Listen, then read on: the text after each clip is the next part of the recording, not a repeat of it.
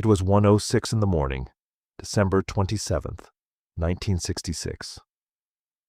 On a small hilltop in the Kim Sun Valley in Binh Dinh Province, 199 American soldiers were sleeping beside their howitzers when the first mortar round landed inside the wire.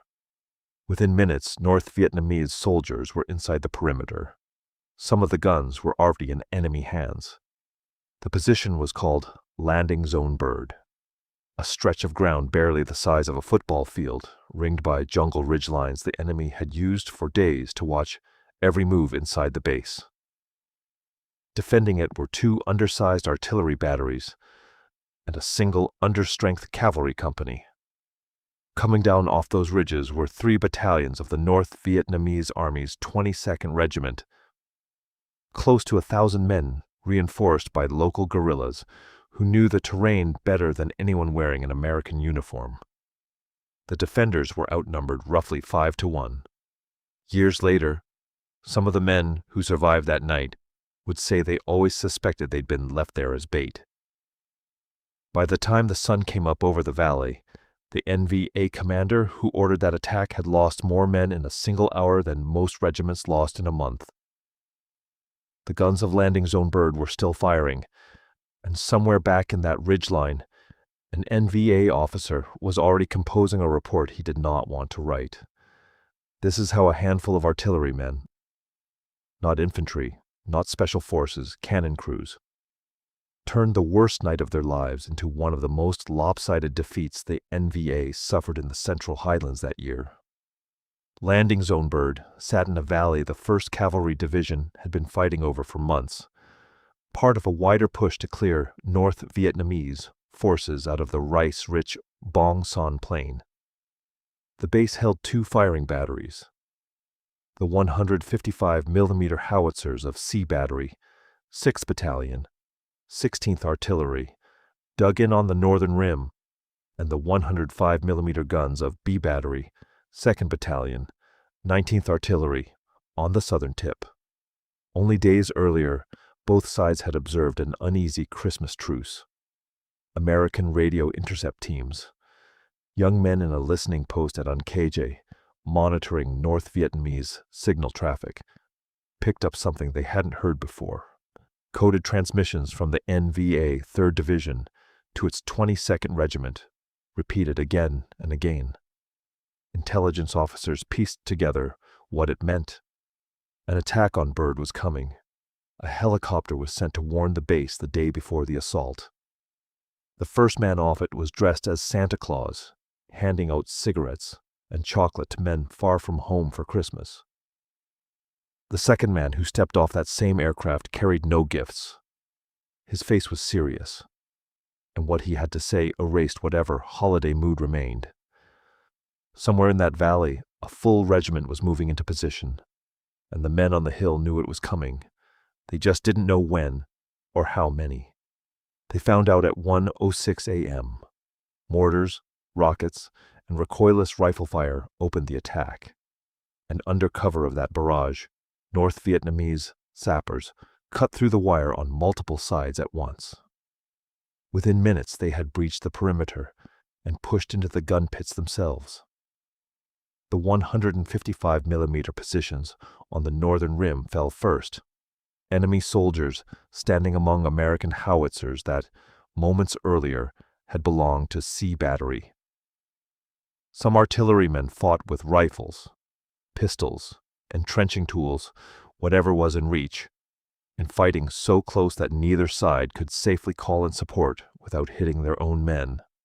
One soldier, caught outside a bunker when the attack began, was left for dead by North Vietnamese troops who assumed, in the chaos and darkness, that he was one of their own, and it likely saved his life.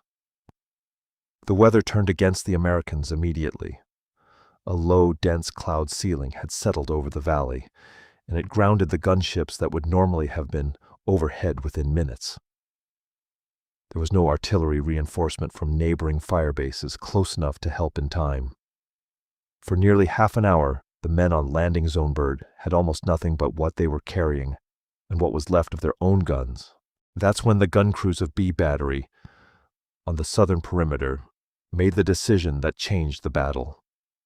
Their 105mm howitzers were still in American hands, and they still had Beehive rounds, anti-personnel shells packed with thousands of steel flechettes, designed to be fired horizontally at point-blank range, directly into a mass of advancing infantry. The problem was that the enemy soldiers were no longer advancing in the open. Many of them were standing inside the very gun pits the Americans had just lost, mixed in among captured howitzers and their own dead. Firing Beehive into that ground meant firing across their own perimeter, dangerously close to positions that, hours earlier, had been friendly. They fired anyway. Crews depressed their barrels nearly level with the ground and sent round after round of Beehive tearing across the LZ into the North Vietnamese soldiers who had broken through. It was, by any normal standard, too close and too dangerous a shot to take. It was also the only thing standing between the base and being completely overrun. The effect was immediate. Waves of NVA soldiers who had pushed forward with momentum minutes earlier were suddenly being cut down inside the perimeter they thought they'd already won. The fighting didn't end instantly. For the better part of an hour, the battle inside that small hilltop swung back and forth in the dark. Americans retaking one position, losing ground at another, radios crackling with requests for illumination, rounds to light the field so gunners could see what they were firing at. But the momentum had shifted. As the weather began to break just before dawn, aircraft finally got overhead, and what remained of the North Vietnamese assault force started pulling back into the ridgeline they had come from, leaving their dead in the wire and inside the gun pits they had briefly controlled. When the sun came up, landing zone bird was still American. It had never technically fallen, but it had come as close to falling as a firebase could without actually being lost. The cost was severe. Of the 199 men on the hill that night, 27 or 28 were killed, and 67 wounded, a casualty rate close to half the garrison. Nearly as many artillerymen died as infantrymen, a reminder that the men manning the guns had fought that battle as riflemen first. 2 soldiers, Piper and Crane, were later awarded the Distinguished Service Cross for their actions in the counterattack. On the other side, North Vietnamese losses were estimated at close to 300 killed. Their bodies eventually gathered into mass graves, dug near the base by a bulldozer flown in that morning. The men who handled that grim work did it in silence, out of respect for what the day had already cost on both sides. One account survived from the North Vietnamese side. An NVA officer named Nguyen Song Phuc, who fought with the 22nd Regiment that night, would later admit the attack had been a catastrophic defeat for his side. He remembered his own dead laid out in long rows along the LZ, the cold and the wet of that December morning, and a smell he said he carried with him for the rest of his life. Strategically, the North Vietnamese command had made an assumption that cost them dearly, that overrunning an artillery position meant the fight was effectively over, that the guns, once captured, were no longer a threat. They hadn't accounted for American gun crews willing to fire directly into their own lost ground, rather than surrender it.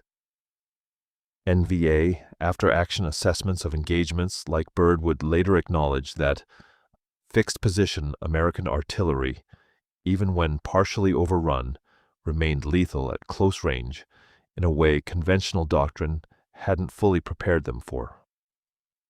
In the months that followed, North Vietnamese units operating in Binh Dinh grew more cautious about frontal assaults on fire bases defended by direct-fire howitzers, favoring ambush and disengagement over the kind of full perimeter breach they attempted at Byrd.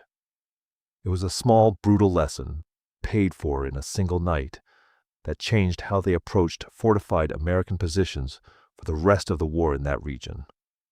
Was placing 2 artillery batteries and on an exposed, ridge-dominated hilltop, a position several of the men who survived it openly called bait, a justified tactical decision, or did it needlessly cost American lives to draw the NVA regiment into the open? Veterans of Byrd have debated that question for decades. Tell us what you think. The battle at Landing Zone Byrd never made front-page news.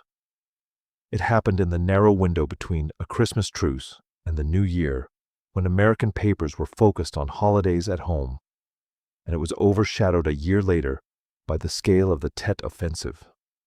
For decades, most of what the public knew about that night came only from the men who lived it, writing their own accounts, on their own time, long after the Army's official report had reduced the entire battle to a few lines. Some of those men returned to that hillside decades afterward, walking ground that had long since gone quiet, standing in a valley that had once held the worst night of their lives. For the gun crews of Landing Zone Byrd, that morning wasn't a turning point in the war.